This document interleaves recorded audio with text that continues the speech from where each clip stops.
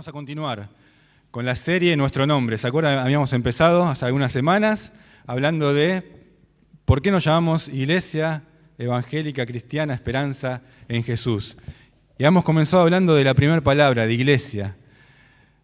¿Por qué nos llamamos así? Dijimos que nuestro nombre refleja la creencia, los valores, la visión que tiene la iglesia, ¿no? Y esa primera palabra iglesia, que tanto hablamos, ¿con qué nos quedamos, no? ¿Qué atesoramos en nuestros corazones de esa primera palabra? Y bueno, si nos quedamos con la idea de que debemos congregarnos, ya fue suficiente todo lo que hablamos. Ese principio fundamental de estar juntos, porque dijimos que juntos somos iglesia, separados no, solos en casa no. Y vimos la importancia de ser iglesia. Juntos formamos la iglesia del Señor. Estar juntos y en armonía. Dice la palabra de Dios que eso es muy bueno, que eso es muy delicioso cuando los hermanos están juntos. Vimos que para el Señor la iglesia es muy importante, tiene mucho valor. Jesús mismo dio su vida, la compró con precio de sangre. Así de importante es la iglesia para Dios. Y Dios la cuida, la santifica, la protege y la sustenta. Dice la palabra que las puertas de la muerte no prevalecerán contra la iglesia. Jesús dijo, yo estableceré mi iglesia y nada podrá contra ella. Es el plan de Dios entonces, la iglesia del Señor. Dios la formó y la diseñó con sus manos. Él la creó, Él la pensó, Él la construyó y el Espíritu Santo día a día la va nutriendo de todos los dones que vos tenés, que cada uno tiene, para cumplir con su propósito. Vos sos parte del plan de Dios. No sé si lo pensaste así alguna vez. Que vos hoy estés acá no es casualidad. Vos sos parte del plan de Dios. Tengas muchos años de iglesia o seas nuevito, estás acá por algo y Dios tiene un plan con tu vida. Y hoy vamos a hablar de la segunda palabra, evangélica. Iglesia evangélica. Y yo me acordaba, cuando estaba preparando el mensaje, me acordaba en el tiempo en que la iglesia se construyó, ¿no? Cuando se construyó la iglesia, en el momento de la inauguración, acá abajo, no sé justo dónde, pero por acá abajo, pusimos una Biblia. Sigue estando ahí, ¿no? Justo acá era. Carlos se va a acordar. Justo acá abajo del púlpito hay una Biblia. Muy bien. De eso vamos a hablar hoy. La Biblia como símbolo de que la palabra de Dios siempre sea nuestra base, nuestro cimiento, como dijo Susana, el fundamento de toda doctrina. Ahí hay una fotito, ¿no? Está como una Biblia abierta y la iglesia apoyada sobre la palabra de Dios. Es la base de toda doctrina, solamente la Biblia. Y me acuerdo que ese día oramos también para que la palabra de Dios sea siempre nuestra guía y nuestra dirección. Solo la Biblia y nada más que la Biblia, porque entendemos que la Biblia es perfecta y es completa, suficiente, no le falta nada. Ahí está todo lo que Dios decidió revelar a la humanidad. Entonces no necesitamos agregarle nada más a la Biblia. Cuando decimos iglesia evangélica, cuando pensamos en el Evangelio, automáticamente se nos viene a la cabeza los primeros 4 libros del Nuevo Testamento, Mateo, Marcos, Lucas, Juan, porque hablan de la buena noticia, como estamos viendo en el taller de evangelismo, de la buena noticia acerca de Jesús, de su nacimiento, de su vida, de los milagros, de todo el amor que Jesús mostró, del llamado de Jesús al arrepentimiento, de su muerte, su crucifixión y de su resurrección. Ese es el Evangelio de Dios. Y es una invitación a creer, porque dice la palabra de Dios que todo aquel que cree el mensaje de Dios tiene vida eterna. Y es una invitación para toda la humanidad a acercarse con fe y creer el Evangelio. Dios decidió revelarse a la humanidad. Dios en su soberanía dijo, me voy a mostrar al hombre. Quiero que el hombre me conozca. Quiero tener una relación con el ser humano. Jesús es Dios con nosotros. Él se muestra a través de su Hijo. Toda la Biblia, no solamente los primeros 4 libros, es el Evangelio de Dios.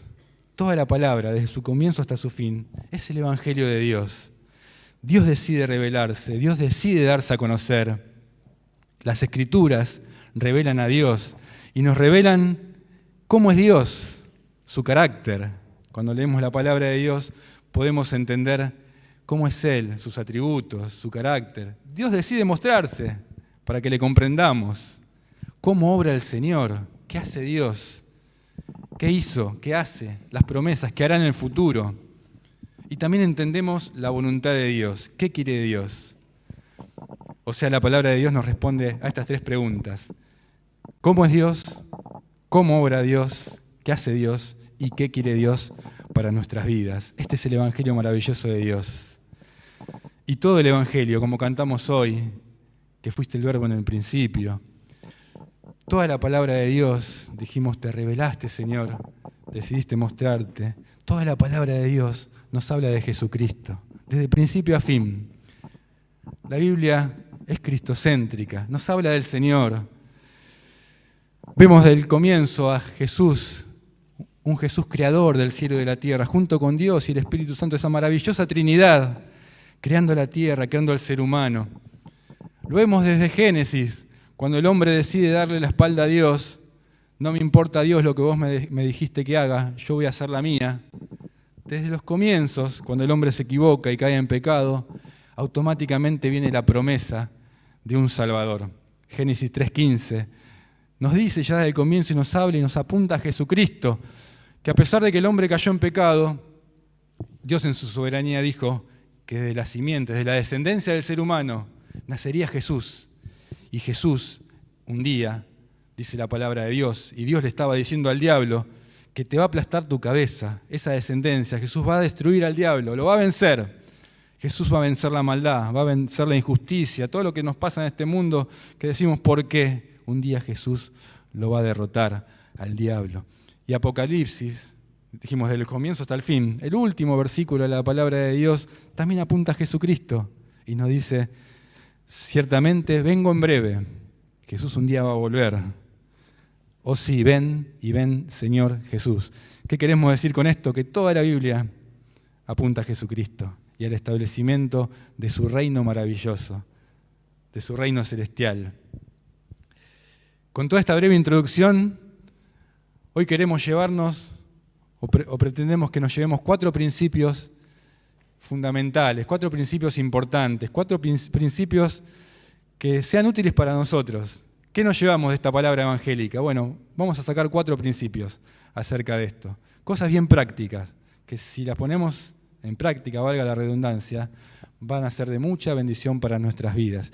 Y el primer principio, el principio tal vez más importante que tenemos que entender, que la Biblia es la única fuente de autoridad y de verdad.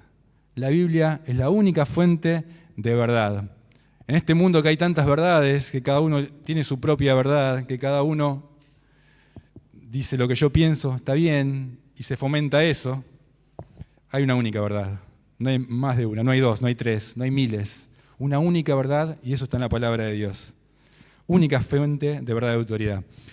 No necesitamos nada más que la Biblia, dijimos. También me gusta el nombre que le están poniendo a muchas iglesias ahora, que se llaman Iglesia Bíblica. Lo mismo que decir iglesia evangélica, no, iglesia bíblica.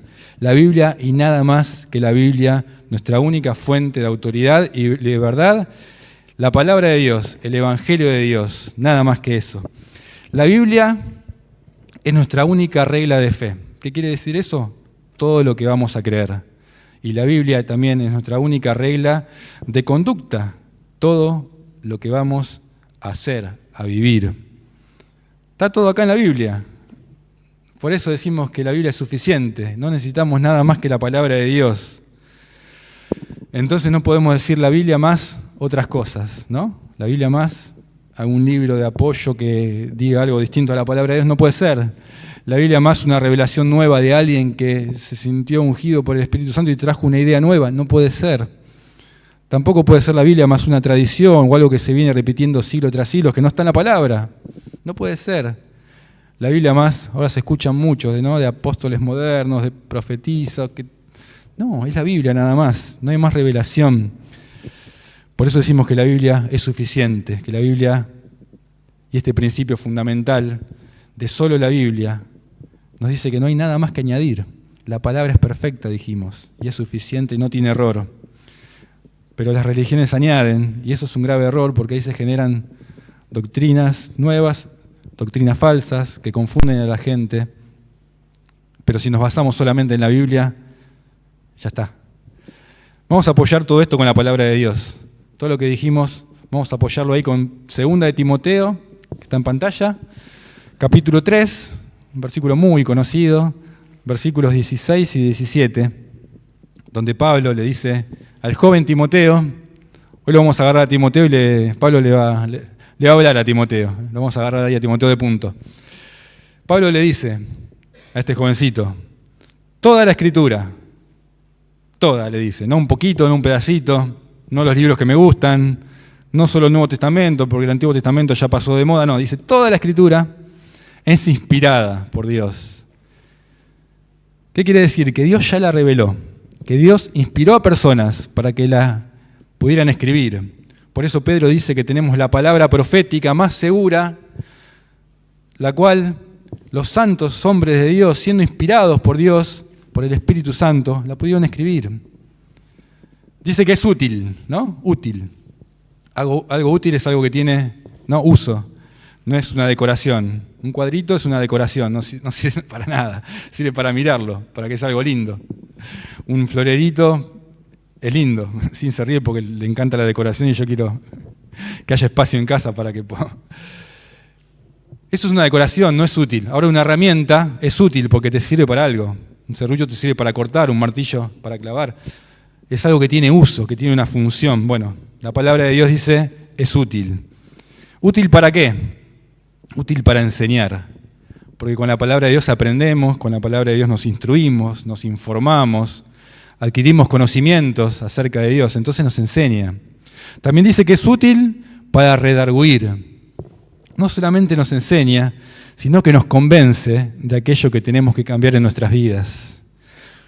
Útil para corregir, para enseñar, para redarguir, para corregir, para volvernos, nos ayuda a volvernos al camino correcto, nos corrige.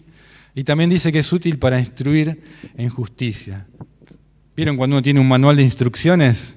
¿No? Un manual de instrucciones, y uno usa el manual de instrucciones, es de ayuda.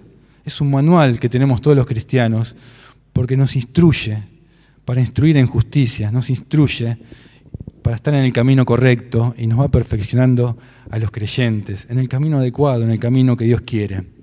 ¿Todo esto para qué? ¿Qué dice? A fin, esa palabrita cortita tiene un propósito, con el propósito de, ¿para qué Dios inspiró toda la Escritura? ¿Para qué nos enseña, nos corrige, nos redarguye, nos instruye? ¿Para qué? A fin, dice, de que el hombre de Dios, o sea, cada uno de los creyentes, sea perfecto, enteramente preparado para toda buena obra.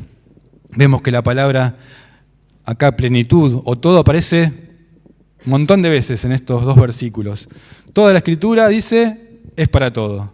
Toda la Escritura te va a preparar para toda buena obra, para todo lo que hagas, que sea bueno, ¿no? Para las cosas que uno hacemos que a veces no son tan buenas, no te va a preparar para eso. Entonces, ¿la Biblia es suficiente o no? ¿Qué les parece? Claro que sí, es suficiente porque va a ser de vos una persona perfecta, completa, íntegra y madura. Dice, para que el creyente sea perfecto, enteramente, completamente, perfectamente preparado para toda buena obra, plenitud total. Entonces, no necesitamos más nada que la palabra de Dios, la Biblia.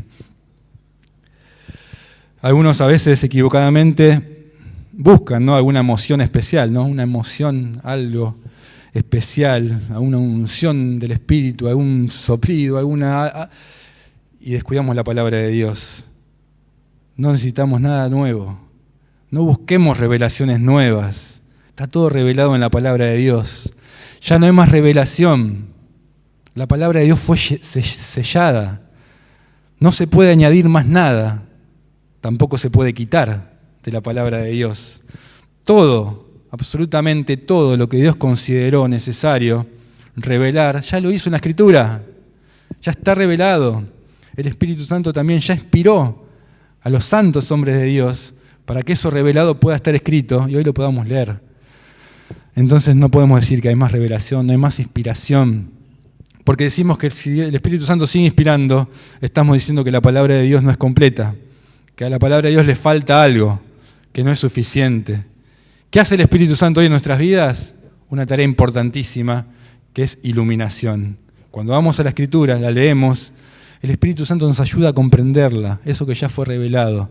Hace una tarea maravillosa el Espíritu Santo. Sin el Espíritu, muy difícilmente, casi imposiblemente, comprendamos la palabra de Dios. Este primer principio de solo la Biblia y nada más que la Biblia nos lleva al segundo principio, que debemos estudiarla, porque si la Biblia es todo lo que necesitamos para ser una persona completa en Cristo, madura, íntegra, si es nuestro manual de instrucciones que nos va a llevar por el buen camino, tenemos que estudiarla y tenemos que leerla. No podemos pensar que como el Espíritu Santo hace toda la obra, yo no hago más nada y ya está, total el Espíritu Santo me la va a enseñar y va a traer a mi mente. No, porque la palabra de Dios dice que tenemos que ser esforzados en estudiarla. ¿Por qué? Porque Dios sabe que nos hace bien. Te va a hacer muy bien estudiar la palabra de Dios. Dice ahí, en 2 Timoteo 2:15, procura presentarte a Dios como obrero que no tiene de qué avergonzarse, un obrero aprobado. ¿Por qué le está diciendo Pablo a Timoteo que era un obrero aprobado? Un obrero que no se tiene que avergonzar, porque usa bien la palabra de verdad. Si usamos bien la palabra de verdad, no hay nada que avergonzarse. Vamos a ser un obrero aprobado por Dios. Y esa palabrita, usa bien la palabra de verdad, si vamos al original, tiene un sentido y nos va a dar una idea un poco más amplia, porque significa que traza bien, que corta rectamente la palabra de verdad. Y eso está hablando de la labor que hacía un curtidor. Un curtidor tenía telas o pieles y tenía que cortarla para hacer de esa piel algo útil, ¿no? Y si empezaba desde el comienzo a cortarla unos graditos para la derecha o para la izquierda, si no la cortaba rectamente, tal vez al principio no pasaba nada, pero a medida que avanzaba en el corte, se iba desviando más del trazo original y echaba a perder toda la tela o toda la piel. ¿Qué nos quiere decir Pablo con esto? Que tenemos que ser cuidadosos en estudiar la palabra, pero estudiarla bien, trazarla correctamente, no añadirle filosofías nuevas o ideas nuevas, estudiar correctamente la palabra de Dios, porque Jesús dijo que la Escritura no puede ser quebrantada. Y el mismo Jesús dijo que toda la Biblia, el Pentateuco, los Salmos, los profetas, toda la Biblia dan testimonio de mí, dice el Señor. Entonces es una forma, y la única forma, de trazar correctamente la Escritura, es que sea cristocéntricamente, que veamos a Jesucristo. A veces pensamos que Jesús es solamente el hombre que nació y a partir de ahí vemos a Jesús. Pero toda la Escritura habla de Jesús, porque Jesús ya existía antes de su nacimiento. Jesús, dijimos, estuvo con Dios creando el mundo. Y todo lo que está en el Antiguo Testamento es una sombra de Jesús.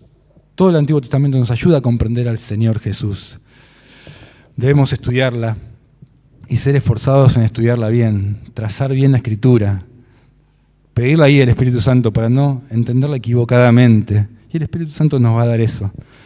Y el tercer principio, y este es bien práctico, no es tanta teoría, es bien práctico, que si lo aplicamos va a cambiar mucho nuestras vidas, es el principio de meditación y de cotidianeidad de la palabra de Dios. Y nos vamos al Antiguo Testamento, allá en Deuteronomio, capítulo 6, versículos 4, que dice: escucha Israel, el Señor nuestro Dios, uno es, amarás al Señor con todo tu corazón, con toda tu alma, con todas tus fuerzas, y estas palabras que yo te mando, y acá viene el principio, estarán en tu corazón, y las repetirás a tus hijos, y hablarás de ellas estando en el camino, en tu casa, al acostarte, al levantarte, las atarás como señal en tus manos, y estarán como frontales en tus ojos, y las escribirás en los postes de tu casa y en las puertas. Parece hasta redundante todas las veces que nos dice esto el Señor, pero qué principio tan importante para aplicar a tu vida y a mi vida. Estas palabras que yo te mando estarán en tu corazón, principio de meditación. No es leer la palabra y listo, ya está, la guardo ahí en el cofrecito, en el archivo de los recuerdos y ya está, cumplí con leerla. No, principio de meditar en la palabra de Dios. Este principio está presente en muchos pasajes de la Biblia. Me acuerdo allá en el Salmo 1 cuando dice: Bienaventurado el varón que no anduvo en consejos de malos, ni estuvo en caminos de pecadores, sino, ¿qué dice? Que en la ley de Jehová está, ¿qué? Su delicia, y en su ley medita de día y de noche. Principio de meditación. Y de vuelta, si nos vamos al original, esa palabrita meditar, de una vuelta lo dijimos, pero nos va a enriquecer mucho el pensamiento. Meditar en el idioma original significa rumiar. Hay una fotito ahí para que nos acordemos. Meditar es rumiar, es lo que hace la vaquita. La vaca cuando está pastando, mastica el pasto y lo mastica, y después se lo pasa al estómago, y después de un tiempo lo saca de vuelta del estómago, lo continúa masticando. La vaca tiene 4 estómagos. Lo sigue masticando un tiempo, lo pasa a otro estómago, después lo saca de vuelta. Dice la palabra, estará en tu corazón, ¿no? Lo saca de vuelta al pasto y lo sigue masticando y lo sigue masticando. Y así le saca todos los nutrientes al pasto de la mejor manera. Y puede estar todo el día la vaquita pastando. Por eso cuando vamos al campo o vamos por la ruta y vemos que está ahí sentadita en la sombra y no está mordiendo el pasto, la vemos igual mover la boca porque está rumiando. Sigue masticando el pasto todo el día hasta que se pone el sol. Y eso es lo que nos dice la palabra de Dios, cuando dice que tenemos que meditar en la palabra de Dios, meditar en la palabra. Tenemos que ser entonces como ese animalito cuando estudiamos la palabra de Dios, como la vaquita. Nos vamos a acordar con esa foto. Sacarlo de nuestra mente, sacarlo de nuestro corazón, la palabra de Dios durante todo el día. No es leer un versículo y ya está, sino meditar y meditar, reflexionar otra vez, que esté presente para que la palabra de Dios haga algo en nuestras vidas, porque la palabra de Dios tiene poder. Memorizarla. Estará en tu corazón, dice, la repetirás, hablarás de ellas, leerla varias veces, repetirla. Terminaste de leer, vuelve a empezar y lee de vuelta lo mismo. Y lo lees una vez y otra vez y otra vez. Y va a ser muy bueno para tu vida. Dice, hablarás de ellas estando en todos lados. Hablarás de ellas. Y cuando uno habla y comparte la palabra de Dios, aprendemos más todavía. La mejor manera de aprender es compartirla con otros. Le estás haciendo un bien a otro y vos la estás aprendiendo mejor todavía. Y si tenés hijos, buenísimo, porque ahí es donde tenemos que aplicar este principio también. Al enseñar a nuestros hijos, lo estamos instruyendo al niño en el camino correcto, pero también estamos aprendiendo más nosotros, porque este principio que nos dice Dios de repetirla, de hablarla, es de mucho provecho y nos habla de este principio de cotidianidad, que tiene que ser algo presente en todos los días. No es que la leo una vez a la semana y ya está. Al acostarte, al levantarte, todo el tiempo, algo cotidiano. Alguien dijo una vez que la Biblia no es una torta especial de cumpleaños. ¿Vieron esas tortas? Ahora cada vez hay tortas más lindas, ¿no? Son tortas majestuosas, maravillosas. Bueno, alguien dijo eso. La Biblia no es una torta especial de cumpleaños, para ocasiones especiales, sino que la Biblia es el pan de cada día. Y así lo tenemos que tomar, el pan de cada día. Por eso la orden de atarla en la mano, en la frente, ponerla ahí visiblemente en los postes de tu casa, en las puertas, está diciendo, y nos está dando muchos métodos, la palabra de Dios, muchos métodos para que la palabra siempre esté presente en nosotros. Y les quiero compartir un método muy práctico que una vez leí y lo aplico a mi vida y fue muy útil. Un método muy sencillo que tiene relación con esto que leímos ahí en Deuteronomio. Súper práctico, súper fácil, pero si lo aplicamos va a ser de mucho provecho y vamos a comprender más la palabra de Dios. Este método es simple, es agarrar la palabra y transcribirla a mano. Háganlo, hagan la prueba con una carta cortita, por ejemplo, no sé, Efesios, Filipenses, algo que no sea muy largo, Gálatas. Hagan este método y van a ver cómo la entienden de distinta manera y mucho mejor a la palabra de Dios. Transcribirla a mano y después leer sobre la transcripción. Ustedes estarán pensando, ¿qué sentido tiene? Es muy, muy interesante, porque también nos decía que cuando la transcribimos, la transcribamos como una carta, sin títulos, sin subtítulos, sin capítulos, sin versículos. Agarramos la carta de a los Efesios, por ejemplo, y la escribimos toda de corrido, como es una carta, como se escribió originalmente. Los capítulos y versículos están buenísimos porque nos ayudan mucho a leer la Biblia, pero eso se inventaron en, 1500, 1600 después de Cristo. No fue escrito originalmente así. Entonces, ¿para qué hacemos esta tarea?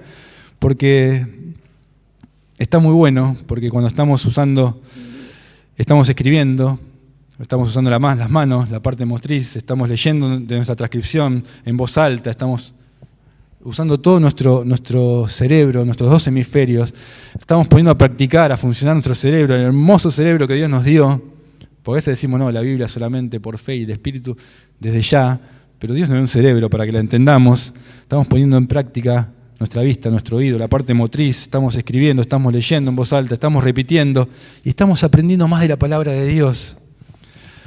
¿Vieron cuando a alguien le escribe una carta? Ahora no se usa tanto, pero antes había un familiar que estaba viendo en el exterior, te mandaba una carta. ¿Cómo escribís la carta vos? ¿Cómo la lees la carta? ¿Cómo se lee una carta? ¿Cómo la leen la carta? Van a la mitad de la carta y ya está. Leen el comienzo y después el final ya está, no lo leo. Voy al final y no leo la parte del medio. La carta se lee en forma completa. Y a veces con la Biblia hacemos eso, que no hacemos con otras cosas. Agarramos una carta que escribió el apóstol Pablo a la iglesia de Corintios, por ejemplo, y leemos un pedacito. No la vamos a entender a la carta, porque la carta tiene una unidad de pensamiento. La carta se escribió con un fin. Toda la carta es importante que la leamos. Cuando vamos a leer la Biblia, es importante eso. No estar salpicando ahí versículos y versículos. Leer toda la carta, todo el pensamiento, que tiene una unidad de pensamiento. Y leerla 1, 2, ¿cuántas veces leerla? 5, si podés 10 mejor. Vas a entender mucho más de la palabra de Dios. Un principio muy práctico. Por eso, Deuteronomio decía, pegalas por todos lados, tenela presente. La palabra de Dios tiene poder, pero si está guardada en la mesita de luz, no va a tener poder. Va a ser un adorno, va a ser un cuadrito, va a ser un florero, no va a ser algo útil, como dice la palabra de Dios que lo es. No va a ser útil para nada, porque está guardada como un adorno. Puedes tener la mejor Biblia, con tapa dura, hermosa, preciosa, que queda hermosa en la mesita de luz. Pero si no le damos un uso práctico, no va a tener ningún valor, no tiene ningún sentido. Nosotros pegamos en la ladera, a veces versículos, y está bueno, porque acá decía pegar en las puertas, en todos lados. Cuando te agarra ganas de picotear, que te agarra hambre, que vas a la ladera y abrís, bueno, picoteás un poco de comida, pero está el versículo ahí, y lo tenés presente, y lo lees. Métodos para estudiar la palabra de Dios. Y nos vamos al último principio. Este principio apunta directamente a nosotros, a ser esforzados en estudiarla, porque dijimos que la Biblia es la única autoridad y única verdad. La Biblia te va a hacer perfecto, completo, no te va a faltar nada. Que hay que estudiarla, dijimos. Que el principio de cotidianidad, de repetirla, de meditar. Y acá es algo que nos apunta directamente a nosotros, a ser esforzados. Por eso Pablo le dice a Timoteo de vuelta, persiste, Timoteo, en lo que has aprendido y te persuadiste. Vamos, Timoteo, persiste, sabiendo de quién has aprendido, que desde chiquitito sabías las Sagradas Escrituras que te van a hacer sabio, te van a llevar al conocimiento de Jesucristo para salvación, para vida eterna. Timoteo, sé esforzado. Por eso ahí, Juan capítulo 5, versículo 39, vamos a ver otra imagen, para que también nos quede bien guardado este concepto. Juan 5:39 dice, escudriñen las Escrituras, porque ellas dan testimonio de mí. Y este cuarto principio nos habla de eso, de escudriñar, no solamente leer, no solamente releer, no solamente estudiar, sino que escudriñar, y es aún más profundo de todo lo que estuvimos hablando, porque escudriñar significa escarbar hasta encontrar agua en la arena. Esa palabra que hoy se transcribió como escudriñar, cuando los primeros oyentes la escuchaban, ellos sabían que estaban haciendo referencia a esto, al trabajo, a la labor de escarbar hasta encontrar agua en la arena, en esos lugares desérticos de Oriente, donde había desierto, donde no había agua. La labor de escudriñar era donde yo pensaba que había un poquito de agua, ahí escarbaba y escarbaba, buscaba en el subsuelo hasta encontrar agua. Entonces, si yo escarbo y no encuentro agua, eso no es escudriñar. Eso es hacer un pozo nada más. Pero cuando escarbo hasta encontrar el agua, ahí sí, estoy escudriñando. Esa labor de escarbar y llegar hasta el agua es escudriñar. Cuando alguien dice, yo leo la Biblia y no entiendo nada, yo leo la Biblia y no saco nada para mi vida, no saco nada, no está escudriñando, la está leyendo así, superficialmente nada más. Porque escudriñar es eso, es escarbar esforzadamente, incansablemente, hasta encontrar agua, hasta encontrar el agua de vida que tiene la palabra de Dios, hasta encontrar los tesoros que tiene la palabra de Dios. Incansablemente, la leí, no la entiendo, la leo de vuelta. La leí y no siento que me quedó nada para mi vida, la leo de vuelta, incansablemente. Por eso es necesaria la paciencia. Persiste tú, le dijo Pablo a Timoteo, la perseverancia, la disciplina del esfuerzo. Cuando leo la palabra de Dios, escudriñarla, escarbarla, comprenderla, hasta que no la comprendo no paro. Dios, ayúdame con la guía del Espíritu Santo, pero hasta que no entiendo esta palabra. Y a veces que no la entendemos, y vuelvo al día siguiente, y busco apoyo, y busco entender la palabra de Dios, extraer sus tesoros espirituales, esos misterios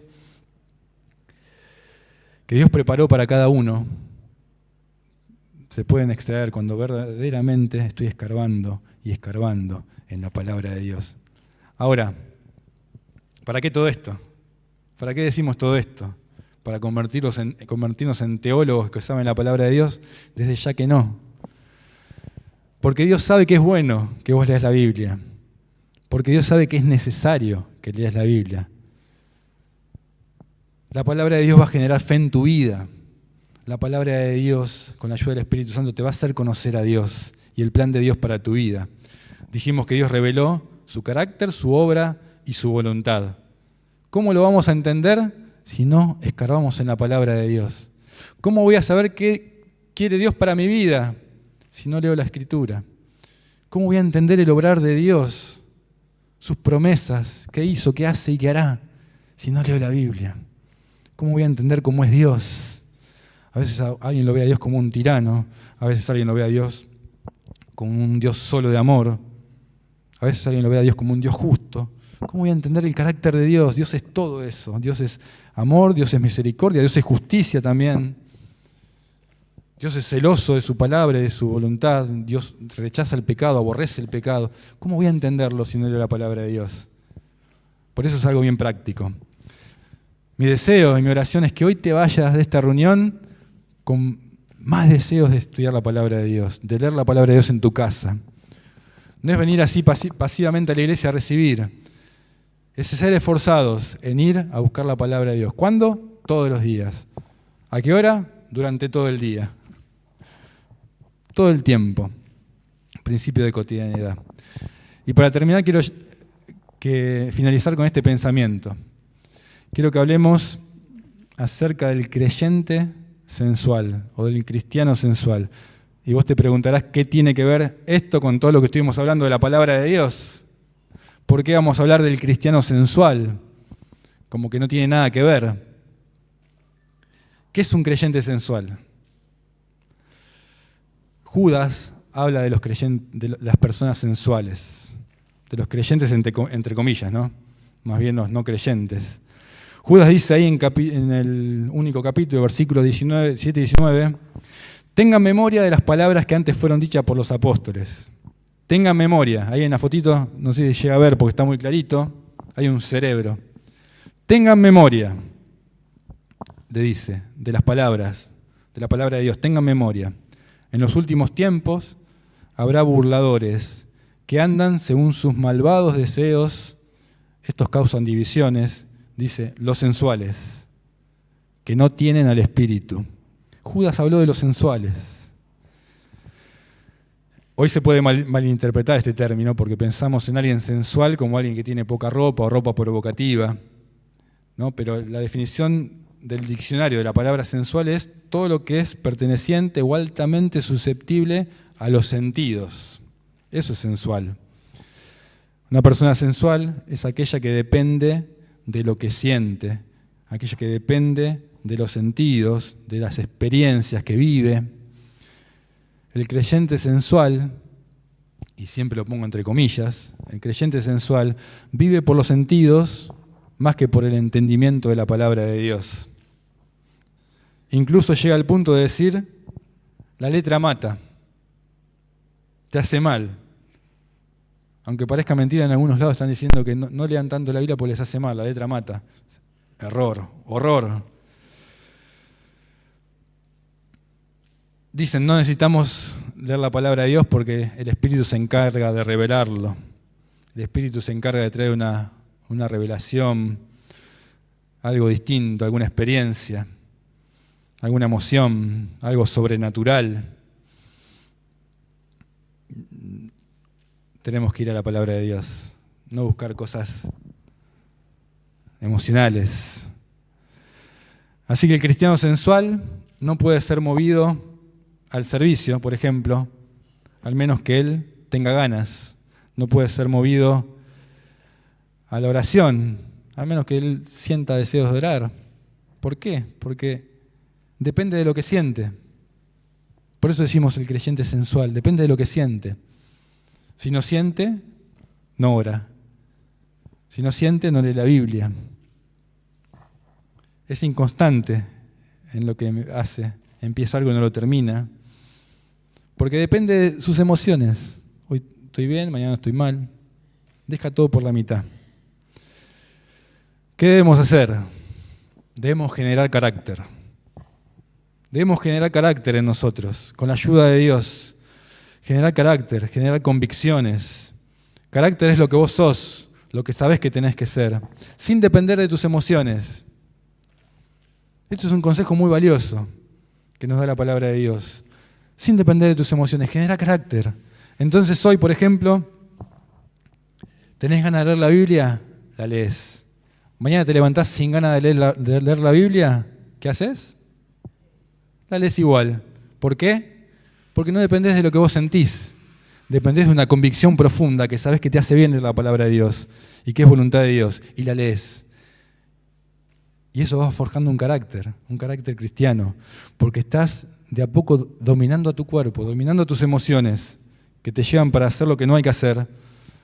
Como dice Pablo, estás sometiendo a tu cuerpo y estás forjando un carácter. Estás forjando un carácter que te va a hacer muy bien. Depender de nuestras convicciones bíblicas, de la convicción de la palabra de Dios.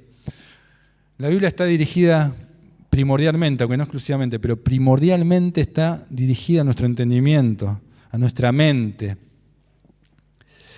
Hoy vemos que tal vez estamos en un periodo de la civilización que hay como aún un rechazo a lo intelectual, ¿no? Estamos capaz que en el periodo más antiintelectual de la historia. Y hay una fuerte corriente, como una antipatía hacia la función de la mente. Uno tiene que sentir más que pensar, uno tiene que experimentar. Hago lo que siento, mi corazón me dice esto y no me importa un principio moral, un principio espiritual, ni siquiera me importa una norma de la Constitución, porque yo tengo que hacer lo que siento. Cuidado con eso, porque el cristiano sensual rechaza ser intelectual. Y estuvimos hablando al principio de la Biblia, de estudiar la palabra. Hablamos de esta palabra evangélica. ¿Por qué nos llamamos evangélica? Evangélico, porque la Biblia es solo nuestra norma de conducta. El creyente sensual rechaza el estudio de la palabra de Dios. No pone en ejercicio la preciosa mente que Dios nos dio para que podamos entenderla. Y hay pasajes en la palabra que instan constantemente a usar nuestra mente. Es más, Dios quiere más que un culto emocional, que dice la palabra de Dios, quiere un culto racional. Después lean ahí en Romanos nuevamente 12. Un culto racional. No seamos sensuales en el sentido de depender de nuestras emociones, de buscar experiencias sobrenaturales. No, busquemos la palabra de Dios. Las emociones, y ya termino, no son malas en sí, porque las creó Dios. No pueden ser malas. Lo que es malo y peligroso es depender de nuestras emociones. Eso sí que es malo. El emocionalismo es peligroso. Hay personas que ya por carácter son más emocionales que otras, capaz que las chicas son más emocionales que los varones. Pero esto es para todos. Depender de las emociones siempre va a ser malo y peligroso. ¿De qué tenemos que depender entonces? De nuestras firmes convicciones arraigadas en la palabra de Dios. Ahí vas a tener siempre decisiones correctas, vidas bendecidas, y no te vas a equivocar, porque el corazón es engañoso. Hoy siente una cosa y mañana siente otra, el corazón cambia. La palabra de Dios es verdadera, no te va a engañar. La palabra de Dios permanece para siempre, la palabra de Dios no cambia, es inmutable. Hoy sentimos una cosa, mañana otra. No podemos vivir por las emociones, vamos a estar errando, vamos a estar equivocándonos. Entonces, y ya termino, los 4 principios que dijimos. La palabra de Dios, única fuente de verdad y autoridad. Tenemos que estudiarla bien, correctamente, no tomarla a la ligera. Principio 3, meditar de ella en todo tiempo, que es algo cotidiano, que esté presente en tu vida todo el tiempo la palabra de Dios. Y principio 4, ser esforzados en encontrar los tesoros que Dios tiene escondidos ahí para nosotros y para la palabra, para cada una de nuestras vidas. Que Dios nos bendiga, que Dios nos guarde, que nos llevemos estos principios que son valiosos. Esto es un tesoro que hoy estás recibiendo, que si lo aplicás te va a bendecir y va a ser muy útil para tu vida. Dentro de una semana vamos a continuar con esta serie y vamos a hablar de Cristiana, porque, como dijimos, una iglesia sana es una iglesia sana en doctrina, en todo lo que cree. Pero también una iglesia sana es necesario que sea en su práctica, en todo lo que hace. Y Cristo nos dejó el ejemplo. ¿Cómo tenemos que ser? Porque de nada sirve conocer la Biblia de punta a punta y tener una iglesia y tener una vida basadas en una doctrina sana si nuestra práctica es equivocada. Una doctrina sana nos tiene que llevar a amar más a las personas. Una doctrina sana nos tiene que llevar a no ser egoístas, a amar al prójimo, a respetarlo, a tenerlo ahí igual que a uno mismo, no hacerle a otro nada que no quiero que me hagan, hacerle a otro lo que sí quiero que me hagan a mí. Prácticas sanas. De eso vamos a hablar cuando hablemos algo, la tercera palabra cristiana. Que Dios te bendiga, que podamos siempre seguir los pasos de Jesucristo, que podamos seguir siempre firmes en la palabra de Dios y no vamos a errar.